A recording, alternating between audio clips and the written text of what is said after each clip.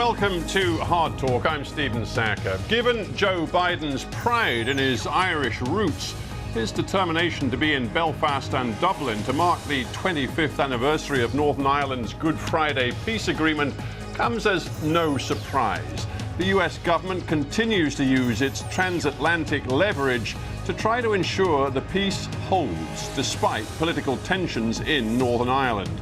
My guest is US Congressman Richard Neal, a Democrat and co-chair of the Friends of Ireland Caucus group. To what extent is the wider US-UK relationship tied to the situation in Northern Ireland?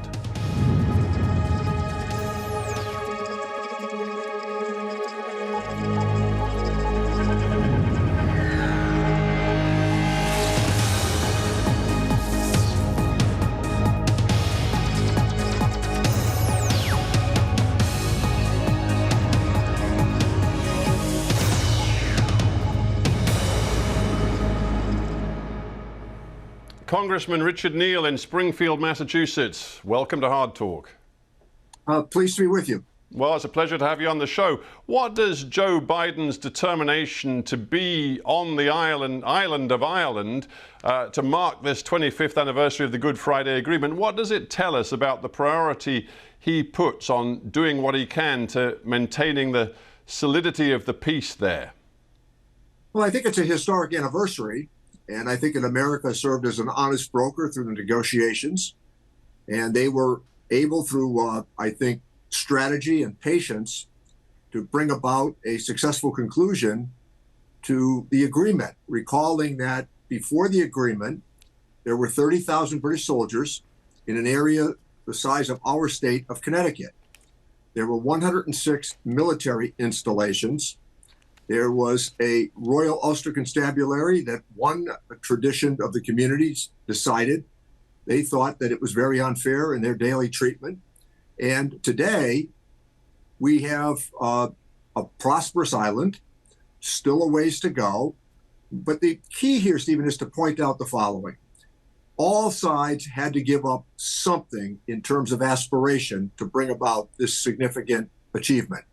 And I think that that cannot be overstated. And Joe Biden wants to be there for obvious and good reason, and that is to celebrate what many of us in America believe to be a successful dimension to American foreign policy. Right. Now you, like Joe Biden, have always put a priority on what is happening in Ireland, taking a great interest in it. And you were sitting in the US Congress when the Good Friday Agreement was signed. You have a long perspective. I just wonder how much strain you believe that Brexit has put on the mechanics, the basics of the Good Friday Agreement. Well, I think that the framework that was embraced by the Prime Minister Sunak, I think that that has gone some way toward getting us through another challenging moment.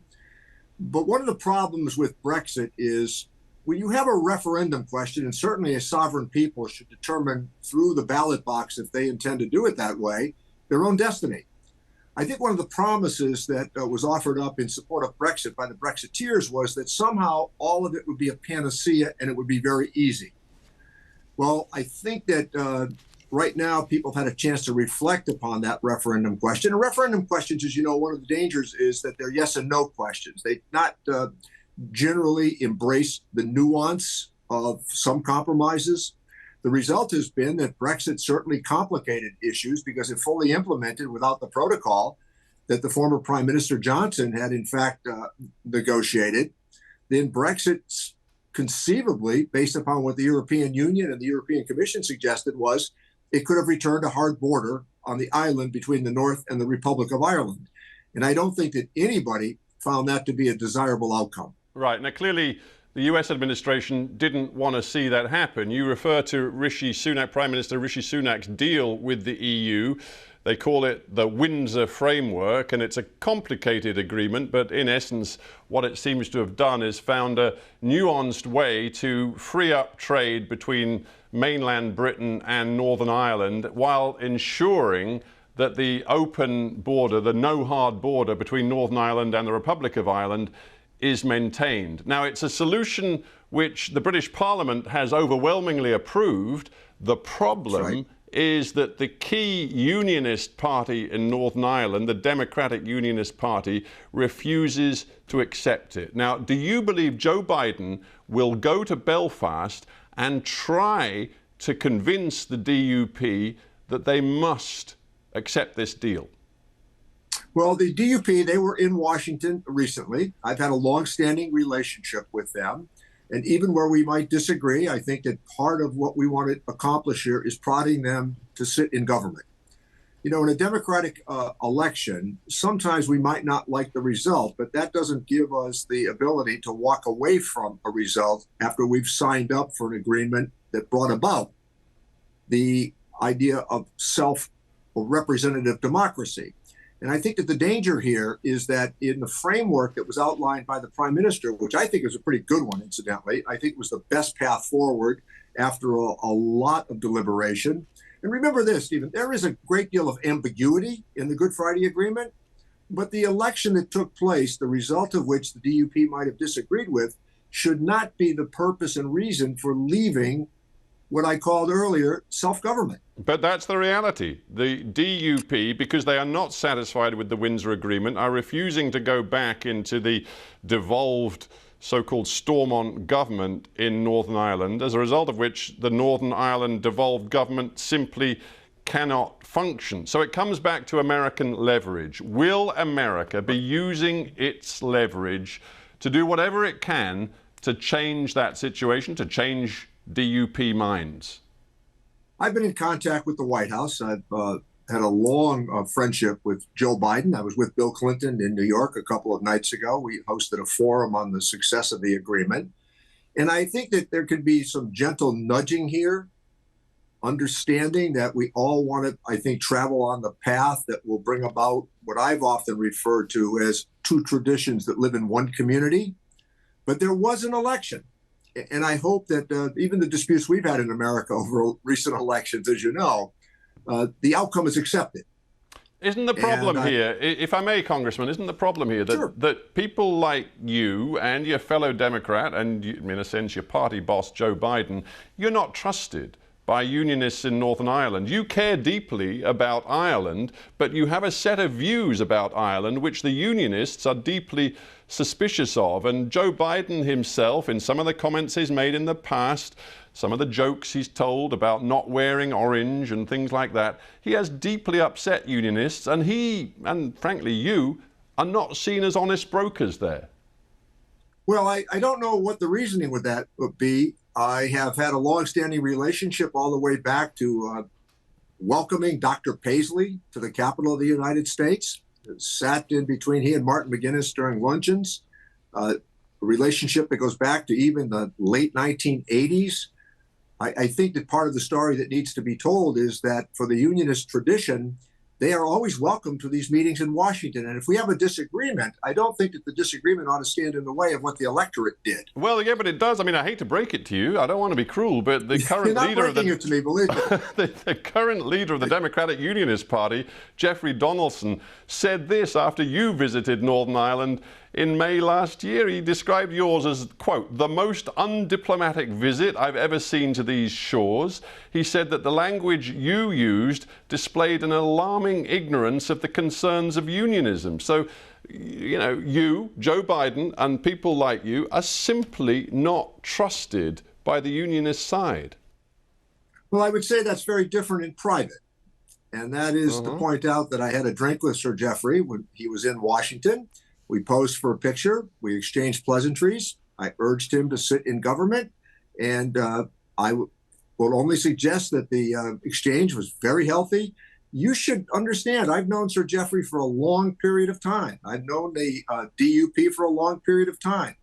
I talked to Doug Beatty. I introduced him to Joe Biden at the congressional luncheon on St. Patrick's Day.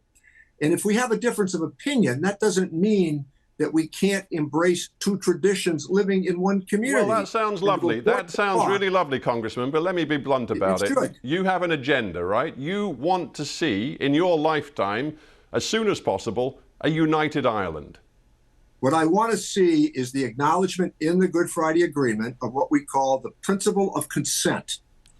And that means that a designated date that the Secretary of State for Northern Ireland would have the opportunity, if so determined, to call a referendum question. That is not up to me to convince the people who live in the North what path they ought to choose, but it is to point out that I think it's in fairness, everybody relinquished some part of their aspiration, as I noted earlier, to bring about this historic agreement. Just a final thought. Yeah, well, okay, so you want to see a referendum as soon as possible on unification. Just a final thought. I want a referendum in a determined time. The police and the secret services are very worried about the potential for an outbreak of serious violence in Northern Ireland. The police have raised their terror alert status to severe, and we've seen at least one very recent attack on a senior police officer. Does that affect your thinking and your degree of willingness to intervene in Northern Ireland? What is important to remember, because you raise a good point, there was universal condemnation of that attack on the police officer. Now, that might not have been what would have happened 25 years ago. But I think that you need to point out here the historic risks that people took to bring about this agreement. And even people who might have a different perspective on history thought that it was important to move forward on a reconciled path. And as I've noted repeatedly, that took place after a referendum question, which almost 70% of the people in the North voted for, and 91% of the people in the Republic voted for. So seeing it through is where we want to land. Talking of moving forward, let's just take a quick wider look at the US-UK relationship. No doubt Northern Ireland and Ireland play an important part in that relationship, but there are other elements to it too. Rishi Sunak is desperately keen to get a US-UK trade deal negotiated as soon as possible. In the past, you've sounded reluctant to see that trade deal done until Northern Ireland has been sorted out to your satisfaction. Right now, given your support for this so-called Windsor framework, are you ready to say it's time for the US and UK to get on with that trade deal? I'm ready to say we're making progress and we're headed in the right direction. I think the framework that was embraced by the Prime Minister was the right path. I think now getting the government up and running. I have never adopted an intransigent position on a trade agreement. I think it's highly desirable. I think it's a good thing for both nations. We are long allies and friends. We want to make sure, as a guarantor of the Good Friday Agreement, that all of what we put into it now will play out the way that events play out in a representative democracy, which means in a representative democracy that we don't get what we want every day, but we hope through an accord that we can reach an agreement. So you're still saying we in the US definitely tie progress on a trade deal to being satisfied with what UK government is doing in Northern Ireland? I think that that's fair for me to say, and I think that that would be embraced by a wide swath of members of Congress and certainly the administration. All right, let's get to bigger picture questions then, which involve both the US and UK. You talk about the strong alliance between the two. You are, it's fair to say, in lockstep with London when it comes to support for Ukraine. But there are many in the UK, and indeed some in the US, who are worried about the sustainability of America's weapons and financial support for Ukraine. Opinion polls suggest that the US public is beginning to feel exhausted with this level of support for Ukraine. Do you worry about that? I think it's a reason to be concerned. I think in the base of the Republican Party today that there is more apprehension as to what you've just described. But I also would say that easily, overwhelmingly, members of Congress support Joe Biden's position as it relates to Ukraine. And certainly the Republican leader in the Senate, Mitch McConnell, has outlined that very assertively.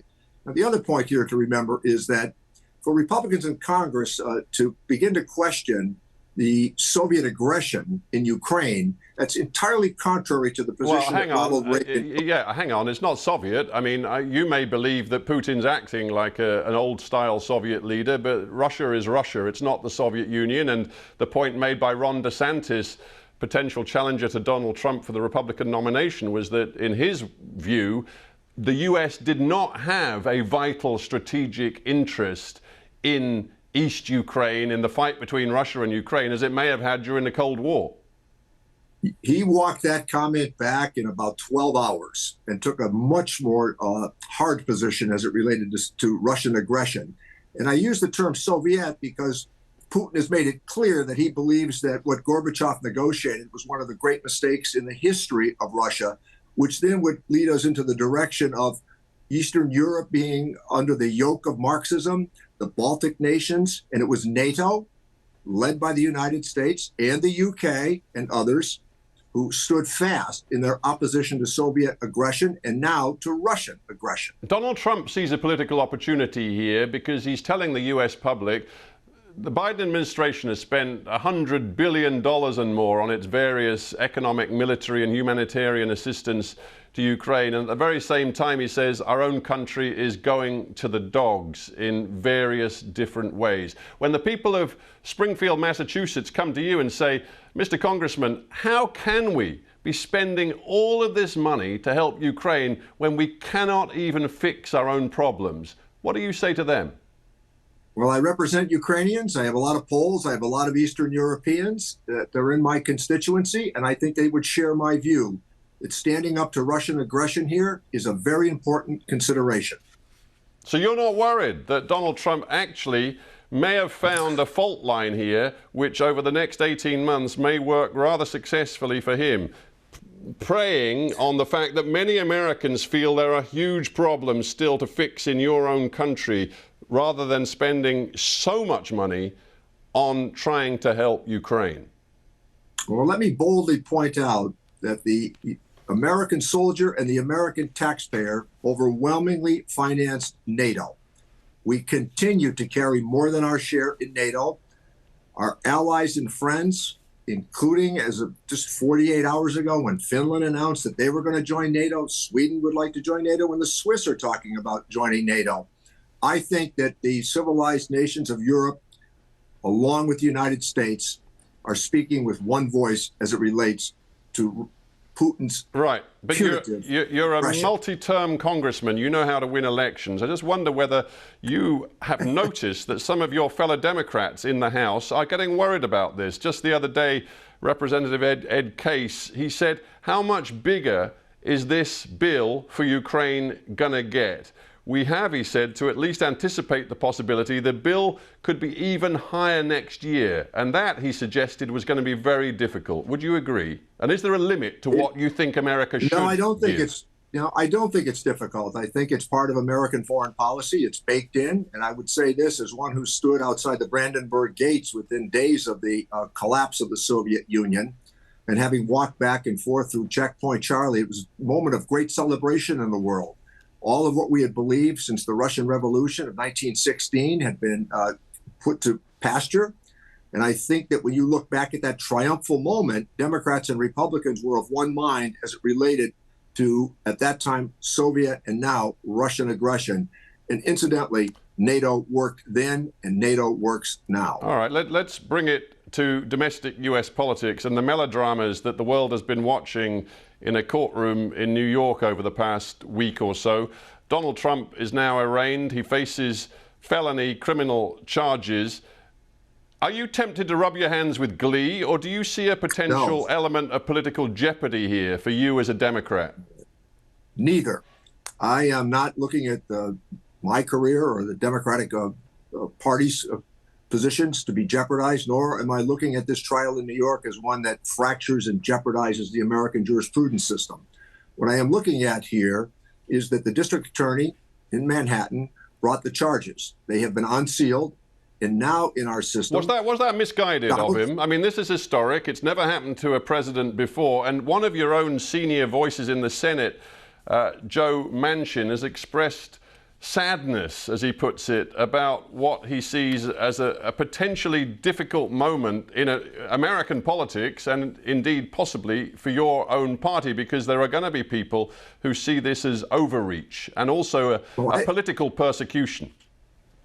Well, I think that the better idea here is to keep the spotlight on the proceedings and the procedures that will be embraced by the district attorney and the defense team as these differences are sorted in public. In our judicial system, the district attorney has the ability to have brought these charges. I'm not suggesting that I wanted this to happen. I'm not suggesting I didn't want it to happen. It certainly is not a moment for American democracy to appear triumphal.